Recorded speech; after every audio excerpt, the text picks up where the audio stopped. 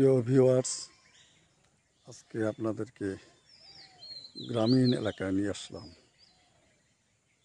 দেখুন, ঝিঙ্গা, আসলে ঝিঙ্গার ফলন খুব সুন্দর হয়েছে, কিন্তু বাজার মূল্যে বিক্রি করে খুব একটা কৃষকদের লাভ হয় না।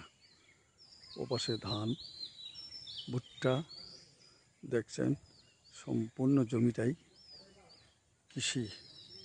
এখন একটু জমি পড়ে নাই।